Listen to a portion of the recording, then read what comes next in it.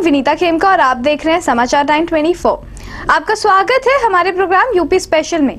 आगरा थाना पुलिस ने मुखबिर के कहने पर एक्टिवा से लाई जा रही शराब को पकड़ा। वहीं एक आरोपी को हिरासत में भी लिया गया है। शराब की कीमत लाखों रुपए बताई जा रही है। रविवार देर रात थाना पुलिस ने मुखबिर की सूचना पर एक्टिवा से लाई जा रही शराब को पकड़ा है। वहीं पुलिस ने एक आरोपी को भी हिरासत में ले लिया। घटना थाना छत्ता के आस्था सिटी के सामने की है। पुलिस की पूछताछ में आरोपी ने अपना नाम किशन बताया। किशन ने पुलिस को बताया कि वह शराब को हरियाणा से ले जाकर पेटी के हिसाब से बेचा करता था, जिसका गोदाम कमला नगर के नटराजपुरम में था। गोदाम में छापा मारने के दौरान 14 पेटी शराब और पकड़ी। पेटी में हर तरीके की ब्रांड शराब की बोतलें भरी हुई थी। वहीं सब इंस्पेक्टर सुधीर कुमार का कहना है कि यह शराब हरियाणा और अरुणाचल प्रदेश की है। आरोपी से अभी और पूछताछ की जा रही है। यूपी के वाराणसी में 80 घाट पर आयोजित गंगा की पुकार कार्यक्रम में कैबिनेट मंत्री आजम खान मुख्य अतिथि के रूप में शामिल हुए। यहां पर उन्होंने बीजेपी पर जमकर हमला बोला। आपको बता दें कि मंच से संबोधन के दौरान आजम खान कई बार बेहद उत्तेजित नजर आए। इस दौरान आजम खान ने केंद्र सरकार पर आरोप लगाते हुए कहा कि केंद्र में सरकार बदलने के बाद से गौमांस का निर्यात 2.5 गुना बढ़ गया है। उन्होंने कहा कि एक तरफ प्रदेश सरकार को दोष दिया जाता है तो दूसरी तरफ पीएम नरेंद्र मोदी के आवास से महज 100 मीटर की दूरी पर 5 सितारा होटल में गाय जिंदा जाती है, उसे काट दिया जाता है, पकाया जाता है और बेच दिया जाता है। अगर यह सच नहीं है तो मेरा गला काटकर गंगा में फेंक दो। कैबिनेट मंत्री आजम खान ने मंच से संबोधित करते हुए अयोध्या मुद्दे पर राज्यपाल पर निशाना साधते हुए कहा कि अयोध्या में मंदिर बनाने को लेकर मैं पहले से कहता रहा हूं कि कोर्ट के आदेश का इंतजार करें। मंदिर का मामला सुप्रीम कोर्ट में है। राज्यपाल का कोई अधिकार नहीं कि उस पर कोई राय दे। हमें अच्छी सीख दो बादशाह। हमें बताओ वो 20 लाख रुपया कब पहुंचेगा मेरे इन बच्चों को? इनके हाथ से कैमरा कब छूटेगा? तभी अपना वीडियो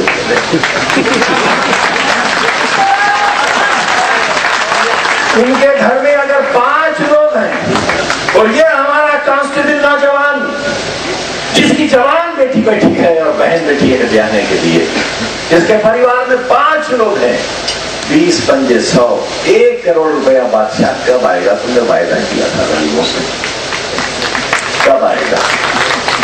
हर साल 2 करोड़ नौजवानों को रोजगार कब मिलेगा बादशाह? बादशाह झूठा नहीं होता और झूठा हो तो बादशाह नहीं होता। आगरा की एक आइसक्रीम फैक्ट्री में करंट लगने से मजदूर की मौत हो गई। वहीं मृतक के परिजनों ने शव को चौराहे पर रखकर हंगामा किया।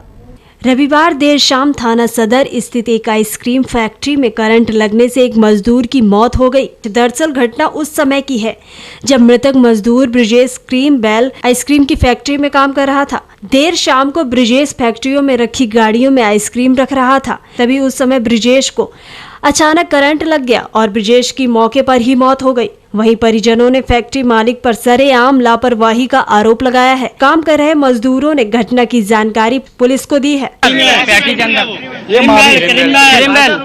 कौन सी फैक्ट्री है? क्रिम्बेल किस चीज का काम होता है उसमें? किस चीज का काम होता है? आइसक्रीम का। क्या करने गया था ये? माल डालने गया था। अच्छा, फिर क्या हुआ? वो मार दी पीछे से। वो करंट की बस्ता तो मालूम पड़ी, पोस्टमार्टम मालूम पड़ी। करंट की बस्ता क्या बस्ता?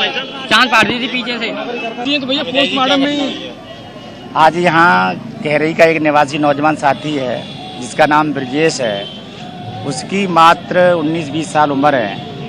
बहुत ही गरीब परिवार से है। यहाँ फैक्ट्री में काम करता था और फैक्ट्री में काम करते वजह से मालिक की लापरवाही से, मालिक की अठमर्दता से उसमें बिजली का काम कराया गया।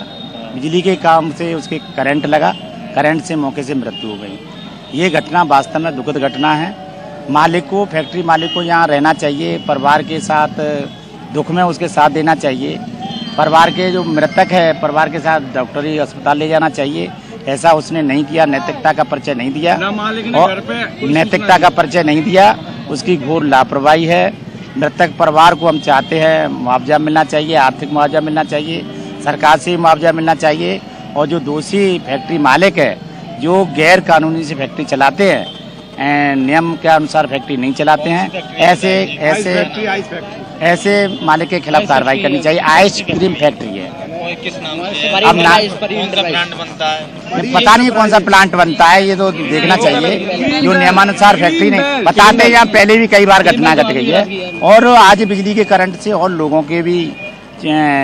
विवादों पर खुलकर बोलने वाले अभिनेता ओमपुरी ने राहुल गांधी के बारे में कहा कि राहुल गांधी के अंदर अभी भारत जैसे बड़े मुल्क को संभालने की काबिलियत नहीं है, उन्हें पहले राजनीतिक प्रशिक्षण लेना चाहिए। फिल्म फेस्टिवल में आए ओमपुरी ने पत्रकारों से बातचीत में कहा कि कांग्रेस ने अर्थशास्त्री डॉक्टर मनमोहन सिंह को प्रधानमंत्री बनाकर उनकी छवि को नुकसान पहुंचाया। उनके कार्यकाल में हुए घोटालों में पार्टी स्तर पर कार्यवाही हुई, लेकिन घोटालों में गई रकम वापसी के बारे में किसी ने नहीं सोचा। उस वक्त जरूरत थी सलमान खुर्शीद जैसे नेता को प्रधानमंत्री बनाते, 22% लोग भी वाह वाह करते और पूरे देश में सकारात्मक माहौल बनता। कहा कि कांग्रेस से उबे लोगों के नकारात्मक वोटों की वजह से भाजपा सत्ता में आई। भाजपा सरकार में शौचालय बनवाए जा रहे हैं, सफाई के प्रति जागरूक किया जा रहा है, लेकिन जरा सोचिए कि पानी नहीं होगा तो शौचालय कैसे साफ रहेंगे और म्यूनिसिपैलिटी लोग कूड़ा नहीं उठाएंगे तो गंदगी तो जस की तस रहेगी। पाकिस्तान के मुद्दे पर उन्होंने कहा कि मैं 2 बार लाहौर और 3 बार कराची गया। पाकिस्तान में लोग मेरी फिल्में देखते हैं और मुझे पसंद करते हैं, मुझे भी वो लोग खराब नहीं लगे। हाँ, शरारती तत्वों पर दोनों तरफ है। भारत में लाठी डंडे वाले हैं तो पाकिस्तान में RDX और AK-57 वाले। इस्लाम को दकियानूसी तरीके से देखना ठीक नहीं है। कुछ लोग इस्लाम को बदनाम कर रहे हैं। पाकिस्तान पर तो तरस आता है, वहाँ सियासी लोगों का आत्मबल मजबूत हो जाएगा और सेना भर्ती में कोई दबाव नहीं माना जाएगा तो निश्चित तौर पर स्थिति बदलेगी और आतंकवाद भी रुकेगा। कश्मीर में मौजूदा समय के हालात पर कहा कि राजा हरि सिंह ने भारत से मदद मांगी थी, लेकिन तब तक काफी हिस्से में पाकिस्तान घुस आया था। शांति के लिए पाकिस्तान को कश्मीर छोड़ देना चाहिए, क्योंकि भारत छोटा मोटा देश नहीं है। वो आदमी जिसको टिकट दिया जाए उसका एग्जाम हो। कोई भी प्राइवेट यूनिवर्सिटी इलेक्टोरल कमीशन सवाल बनाए, उनको एग्जाम में बिठाए, अगर 60% से कम उनके नंबर हैं तो उनको टिकट नहीं मिलना चाहिए।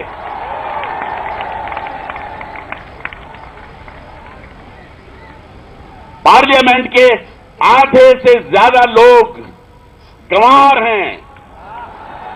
जी ने कहा अगर आपको कोई भी पसंद नहीं आए कि ये सब के सब नालायक चुने हैं जिनको टिकट दिए गए हैं, तो नहीं देंगे वोट।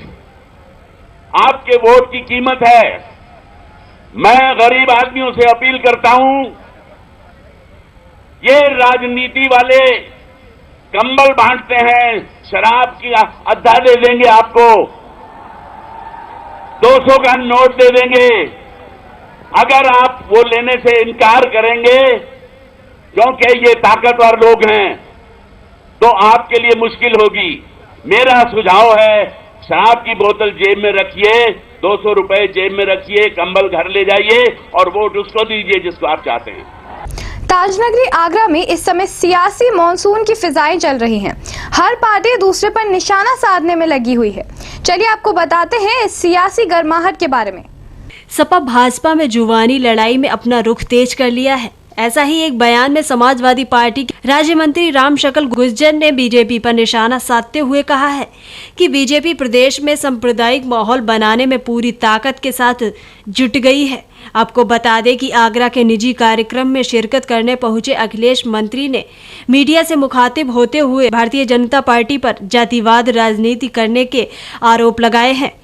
इसके साथ प्रदेश कांग्रेस की शीला दीक्षित को आड़े हाथ लेते हुए कहा कि उन्होंने बड़े स्तर पर भ्रष्टाचार फैलाया है, लेकिन समाजवादी पार्टी उत्तर प्रदेश में ऐसा होने नहीं देगी और आगामी विधानसभा चुनाव में मुंह तोड़ जवाब देगी। प्रतिनिधिगण, सबसे पहले तो मैं चूंकि आगरा का होने के नाते जो भी पूरे देश से और विदेश से जो लोग इस सेमिनार में आए हैं, और मुझे खुशी है कि इस एसोसिएशन के कार्यक्रम में मुझे कई बार आने का मौका मिला और हम सबकी ये जिम्मेदारी है कि जी 2 लोगों का जो अस्थि ग्रंथ है हमारे, उनका प्रेजेंटेशन मैंने देखा और प्रेजेंटेशन में लगातार वो चीजें उद्योग को आगे बढ़ाने के लिए काम किए जाए, उन चीजों को दिखाने का काम किया। और चूंकि ये इसमें जब प्रेजेंटेशन हो रहा था तो तमाम लोगों को देख रहा था, कुछ लोग बातचीत। फिलहाल वक्त हो चला है एक ब्रेक का और ब्रेक के बाद हम आपको बताएंगे कि कहां हुई दिन दहाड़े चोरी।